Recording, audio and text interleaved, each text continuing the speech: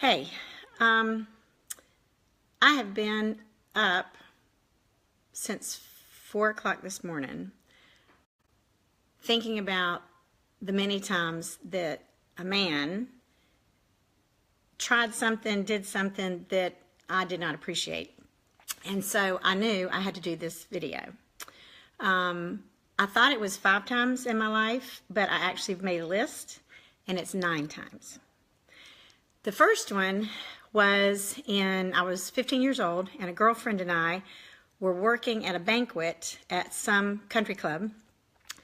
And after, all we had to do is take the salads out and take the desserts out. And at the end of it, the manager, who was probably 25 years older than us, took us downstairs and gave us, I don't remember if it was wine or booze, but he was giving us alcohol.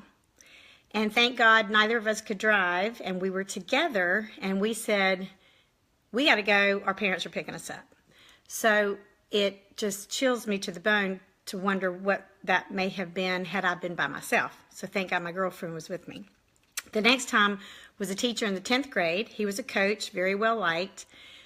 We were leaving to go to high school, and a girlfriend was with me again, and we went to give him a hug, goodbye. And he has both of us, my head's here, her head's here, and he's kind of hugging both of us at the same time. And then he plants a kiss on both of us. And if you're in a headlock, there's nowhere for you to go.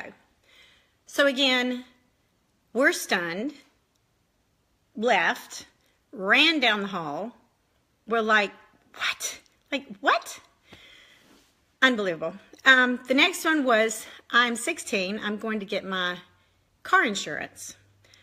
First business transaction I probably ever made. It was with an Allstate agent. He was probably 25 years older than me. Not to say anything against Allstate. I'm sure it's a fine company.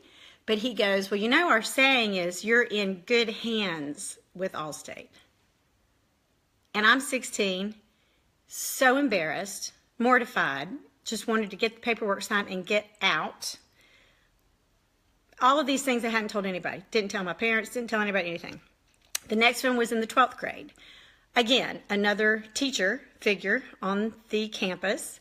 I'm going off to college, and nobody was around, and he grabs my face and pulls me in and gives me a kiss. Now, if somebody's got your face, there's not a lot you can do about it. And walked away. And I'm standing there again, stunned. The next one was another athletic coach. I'd already left high school. I was back home for summer break, I guess, and I was running in my neighborhood. And I was at the entrance of my neighborhood, and he was either coming or going out of my neighborhood. And he saw me and recognized me, and he pulls over, and he comes over, and we have this nice little chat about, how's college, blah, blah, blah. Again, when the conversation's over, grabs my face, pulls me in, plants a kiss, runs to his car. And I'm standing there stunned. What I should have done is run after him and smacked him or keyed his car or something, but I'm just stunned. The next one was in college, freshman year. One of my teachers wanted to date me, and he said something like, I'm got the pencil pushing your grade. I'm going to be filling out what grade you get, and so you might want to think about going out with me. Well, I didn't go out with him. I got an A in the class anyway, but it was just that sort of control he was trying to have over me to convince me that I better date him or he's not going to give me a good grade. The next one was grad school. I'm 27 years old now. And again, same thing. Meets me for a drink, wanted to date me. He said, I've got your grade here, but I'm not going to show it to you until you agree to go out with me because I can change the grade. Didn't go out with him, got an A. Anyway, excuse me. Then I had a former boss, a man I reported to. We're sitting next to each other. He puts his hand on my leg and then starts to slide his hand toward the inside of my leg. And I got up and left, and I told a couple of my coworkers. What I didn't do is I didn't go to HR. I should have gone to HR. I didn't go to HR. The last one was this year. Met a man on Facebook. Lives in my area. We meet for coffee, nice conversation. Agree to go to dinner with him. nice conversation. But by now, I know this is a great friend. He's going to be a lovely friend in my life, but there's nothing romantic that's going to happen here. I told him that. I was very clear about that. He walks me out to my car. He comes in to try to kiss me on the mouth.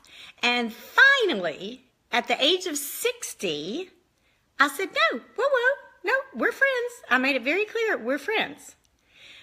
Of all those times, that's the only time I felt empowered enough and prepared to say something. So all that to be said, excuse me, none of that was this Weinstein crazy sicko man doing all the god-awful things that he's done. Nobody raped me. Nobody, I wasn't hurt. I wasn't injured. My message to everybody, if you have young girls in your life, or any girls in your life, please tell them don't be stunned and paralyzed and not do something. You know how with all the terrorists and all that kind of stuff, it's supposed to be see something, say something? Okay, just please be prepared that something may happen, and when it does, speak up. Do not let them get away with it. No matter how innocent it may be, like the you're in good hands, I should have said, you know what, I'm not comfortable with that. Is there another agent I can work with? I should have said something. Every single one of these things, I should have said something, and I did not. Please, I beg you, just speak up. Tell somebody.